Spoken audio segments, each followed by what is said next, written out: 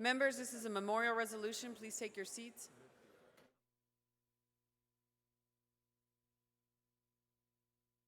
Chair recognizes Representative Villalba. Thank you, Mr. Speaker. And members, I move to suspend all necessary rules to take up memorial resolution today. Thank you.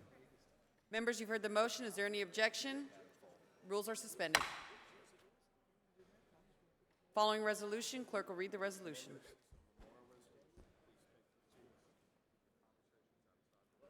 Members, this is a memorial resolution. Please take your seats. Take your conversations outside of the rails.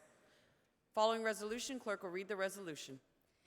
H.R. 2327 by Villalba. Whereas May 24th, 2013 is the 45th anniversary of the birth of Andrea Lois Rodely of Dallas, who passed away on January 1st, 2012. And whereas the daughter of Naomi Villalba and George Villalba III, the former Andy Villalba was born in Dallas in 1968 and grew up in Dallas and Grand Prairie. She graduated from South Grand Prairie High School and completed her associate's degree at the Methodist University. And in 2000, she joined the staff of Southwest Airlines, where she was employed as a marketing specialist. And whereas Miss Rodely was devoted to her family, and she made a warm and comfortable home for her husband, Jack, and treasured son, Samuel.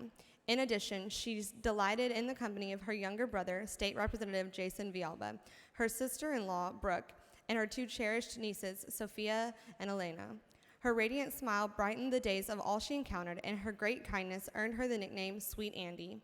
A woman of faith, she demonstrated exceptional courage and grace in her battle against cancer. And whereas, although she left this world far too soon, Andy Rodely touched the lives of innumerable people, and she holds a special place in the hearts of all who were fortunate enough to know her. Now, therefore, be it resolved that the House of Representatives of the 83rd Texas Legislature hereby commemorate the 45th anniversary of the birth of Andrea Lois Rodely and pay tribute to the life of this beloved Texan. And be it further resolved that an official copy of this resolution be prepared for her family, and that when the Texas House of Representatives adjourns this day, it do so in memory of Andrea Lois Rodely. Chair recognizes Representative Villalba. Thank you, Mr. Speaker and members. Memorial resolutions are so often about people we've heard of or who've made their mark on society or who've had an impact back home in our districts. But today, members, I beg your indulgence to allow me to talk about someone who's very personal to me and someone who was taken much too young by a very horrible, horrible disease. Today, I'd like to tell you about my only sister, Andrea Lois Rodely. I know her as Andy, who passed away last year at the age of 43 after a very short battle with lung cancer, even though she never smoked a single day in her life. Words of remembrance for our friends and loved ones are often reserved for those who have lived long lives and who have fulfilled many of their life's ambitions. These words are most frequently spoken by the children or the grandchildren or the person who's no longer with us. They are, as many people say, a celebration of life because they honor the richness and fullness of a completed life. But I can attest that there are no easy words that can take away the pain and anguish at having lost a loved one so prematurely. It's neither natural nor ordinary to lose someone who was so young, so vital, so alive, and so much a part of our lives because they're in the prime of their life. To know my sister well was to love her. Anyone who had been blessed enough to spend time with her, even for a brief moment, would immediately become aware of some fundamental truths about her and to immediately fall in love with her. Andrea had a warm and loving heart the size of Texas. She was a friend to all. She never was judgmental, always forgiving, and always sought peace and consensus over confrontation, an aspiration I live up to each day in this great chamber. My sister loved her husband and her son more than her own life, and she placed supreme importance on her family relationships. In the final year of her life, she spent as much time preparing for the life of all of us after she would go than she did taking care of her life through her awful disease. Andrea was a native of this great state. She was born in Dallas at Methodist Hospital near the Trinity River. She played and swam in the cooling rivers of Lakes Whitney, Grapevine, and Tawakanee, took photographs of her only son, Samuel, on the vivid hillsides of Ennis during the spring bluebonnet blooms like many of us have before, and settled in my district just a block away from me so that we could raise our families together.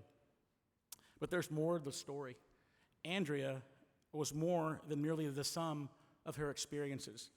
In the final year of her life, I learned something about my sister that even I didn't know.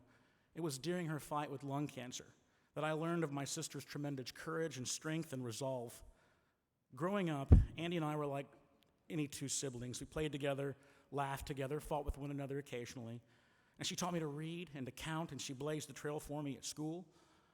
And my contribution in this compact was to do the things that she didn't like to do. Ask our parents for permission to drive the car, ask for the nice man at the convenience store if we could buy the candy even though we were 5 cents short, and even find a crafty way to get an extra chocolate chip cookie from my grandmother when my sister was too afraid to ask. I was her go-to guy.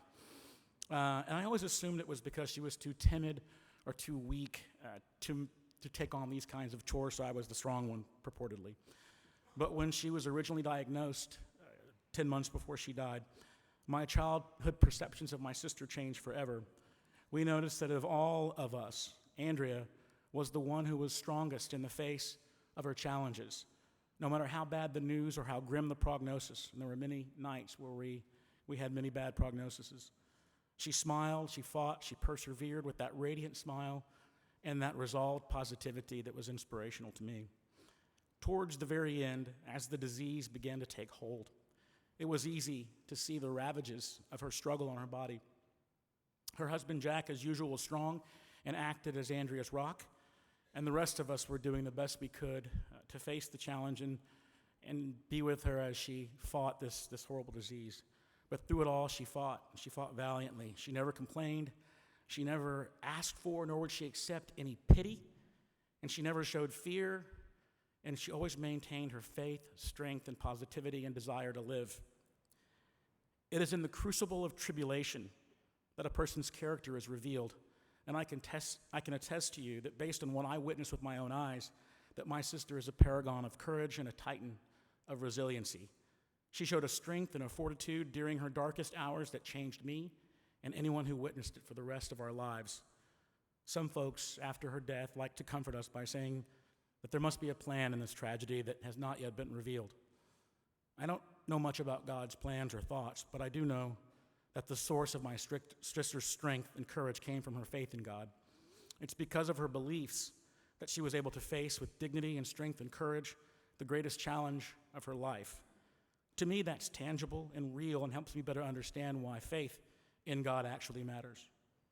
Members, my sister may not have been a head of state, a powerful civic servant, or a well-known businessman or celebrity, but today, on what would have been Andrea's 45th birthday, May 24th, 2013, we honor her life because of one simple reason. She was a Texan. She was an ordinary Texan who lived an ordinary life, but because of her impact on me, her family, her friends, to me, she will always be extraordinary.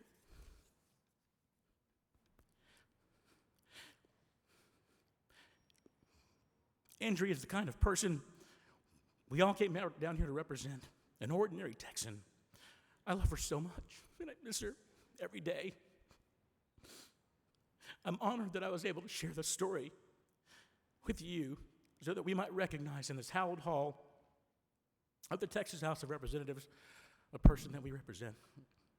For this reason, in addition to the resolution honoring the life of my sister Andrea, I offer as House Resolution 2468, recognizing May 24th as Texas Lung Cancer Awareness Day. Thank you, members. Mr. Speaker, members, I move passage. All members are standing. The resolution is unanimously passed. Thank you.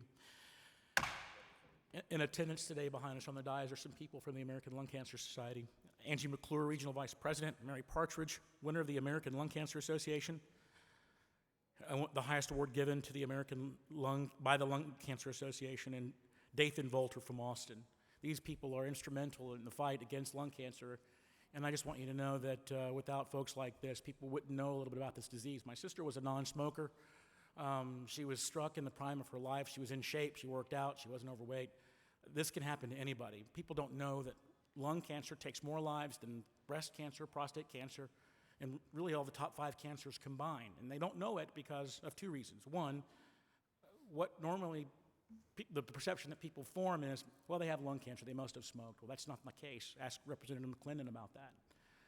They also perceive that there'll be others out there to fight for awareness, but unfortunately, the survival rate of lung cancer is 20% after 5 years. There are very few survivors to talk about the fight for the awareness for lung cancer. So we're hopeful today that you'll take a bracelet on Representative McClendon's desk. I know many people in here have been affected by this disease. And just remember that there are cancers that we're struggling to fight every day, and lung cancer is one of those that needs more attention. We're hopeful that today's conversation will help you to think a little bit about that next time. Thank you, members. I appreciate it.